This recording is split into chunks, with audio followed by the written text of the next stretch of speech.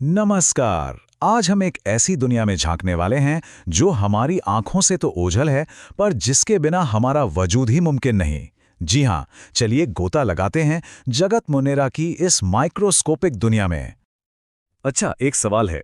दही, अपनी आंतें और उबलते हुए ज्वालामुखी के मुहाने, इन तीनों में क्या चीज कॉमन हो सकती है?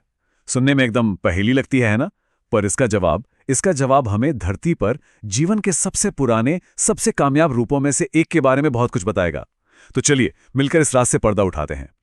अब उस सवाल का जवाब जानने के लिए हमें थोड़ा सा पीछे जाना होगा और जिंदगी के उस विशाल पेड़ को देखना होगा जिसे ट्री ऑफ लाइफ कहते हैं। मतलब ये समझना होगा कि आखिर धरती पर करोड़ों तरह के जीव जंतुओं को किस तरह से बांटा गया है, कैसे उन्हें ऑर्गेनाइज किया गया है। और ये सब शुरू होता है एक क्लासिफिकेशन सिस्टम से। तो बात है 1969 की। एक बायोलॉजिस्ट थे आर.एच. विटेकर। उन्होंने एक सिस्टम बनाया, एक ऐसा फ्रेमवर्क जो आज तक इस्तेमाल होता है। उन्होंने दुनिया के सारे जीव जंतुओं को 5 बड़े बड़े ग्रुप्स या कहें कि किंगडम्स में बांट दिया। और ये हैं वो 5 kingdoms: Monera, protista, fungi, Plantae और आखिर में हम यानी एनिमैलिया। देखिए, हर एक की अपनी एक अलग ही कहानी है, लेकिन आज हमारा पूरा फोकस उस ग्रुप पर है जो इस धरती पर सबसे पहले आया और आज भी हर जगह मौजूद है। नाम है किंगडम मोनेरा। तो फिर देर किस बात की? चलिए मिलते हैं हमारे आज के स्टार्स से। ये वो जीव हैं जो इस ग्रह पर अरबों साल से, जी हाँ, अरबों साल से राज कर रहे हैं। और ये हर उस जगह पर मिल जाएंगे जहां जिंदगी के बारे में सोचना भी मुश्किल लगता है। किंगडम मोनेरा में वो जीव आते हैं जिनका पूरा का पूरा शरीर बस एक सेल, सिर्फ एक कोशिका का बना होता है। सोचिए जरा, सिर्फ एक सेल, और भले ही ये अकेले हों, ये हैं हर जगह। इनकी गिनती किसी भी दूसरे जीव से कहीं कहीं ज्यादा है। तो सवाल ये है कि इस इतने बड़े और फैले हुए किंगडम के अकेले मेंबर हैं कौन? वो हैं बैक्टीरिया। जी हाँ, बिल्कुल सही सुना। जब भी हम किंगडम मोनेरा की बात करते हैं तो असल में हम बैक्टीरिया की उस विशाल, उस हैरतअंगेज दुनिया की बात कर रहे होते हैं। अच्छा, तो अब हम ये तो जान गए कि ये हैं कौन। तो चलिए अब जरा जूम इन करते हैं और ये देखते हैं कि आखिर इन सीधे साधे दिखने वाले जीवों को इतना जबरदस्त कामयाब बनाता क्या है। इनके डिजाइन में ऐसी क्या खास बात है? ये जो स्क्रीन पर दिख रहा है, ये एक टिपिकल मोनेरा सेल का ब्लूप्रिंट है। पहली नज़र में हो सकता है ये बहुत सिंपल लगे, पर इस सादगी पर मत जाइएगा। इसका हर एक हिस्सा जिंदा रहने और फलने फूलने के लिए एकदम परफेक्ट है। ये तो कुदरत की इंजीनियरिंग का एक शानदार नमूना है। इसको समझने का एक बहुत मज़ेदार तरीका है। मान लीजिए कि एक मोनेरा सेल एक स्टूडियो अपार्टमेंट जैसा है, सब कुछ एक ही खुली जगह में। वहीं दूसरी तरफ हमारी अपनी सेल्स जैसी जो कॉम्प्लेक्स सेल्स होती हैं, वो एक बड़ी सी हवेली की तरह हैं, जिसमें अलग अलग कामों के लिए अलग अलग कमरे बने हुए हैं। इन कमरों को हम ऑर्गेनेल्स कहते हैं, जैसे पावर हाउस माइटोकॉन्ड्रिया। मोनेरा में ये सब तामझाम नहीं होता।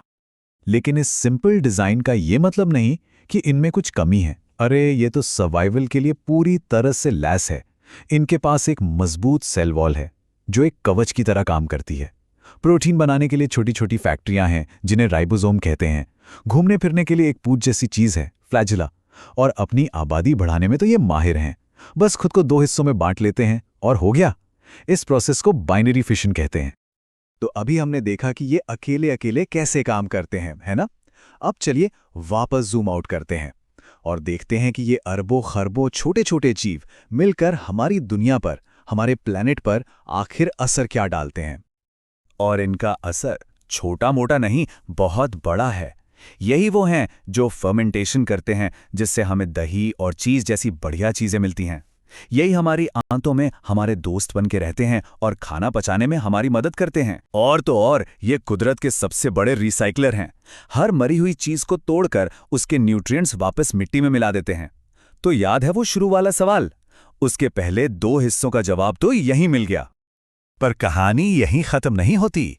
किंगडम मोनेरा के कुछ मेंबर्स तो सिर्फ जिंदा नहीं रहते, वो तो ऐसी ऐसी जगहों पर फलते फूलते हैं जहां कोई दूसरा जीव एक पल के लिए भी टिक नहीं सकता।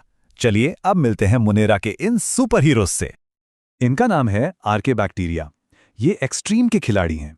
मतलब इन्होंने धरती की सबसे मुश्किल, सबसे खतरनाक जगहों पर जीने की कला में महारत हासिल कर ली है। यहाँ कुछ कमाल के उदाहरण हैं। हेलोफाइल्स, ये इतने ज्यादा खारे पानी में रहते हैं कि ज्यादातर सेल्स तो पानी की कमी से ही मर जाएं। फिर हैं थर्मोफाइल्स। ये खौलते हुए गर्म पानी में आराम से रहते हैं, जैसे ज्वालामुखी के मुहाने के पास। और हाँ, ये रहा हमारे शुरू वाले सवाल का आखिरी हिस्सा। और फिर हैं मीथेनोजेंस, जो जानवरों की आंतों जैसी जगहों पर, जहां ऑक्सीजन नहीं होती, मीथेन गैस बनाते हैं।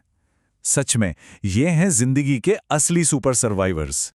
तो दही से लेकर हमारी आंतों तक और ज्वालामुखी के गर्म कुंडों से लेकर गहरे समंदर तक किंगडम मुनेरा हर जगह है। और इनकी सबसे बड़ी ताकत इनकी सादगी ही है। और ये बात हमें एक बड़े दिलचस्प सवाल पर लाकर छोड़ देती है कि अगर जिंदगी के सबसे सिंपल रूप ही सबसे ज्यादा मजबूत और लचीले हैं, तो फिर ये हमें सर्वाइवल के बारे में, हर हाल में ढल जाने और कामयाब होने के बारे में क्या सिखा सकते हैं? सोचने वाली बात है ना?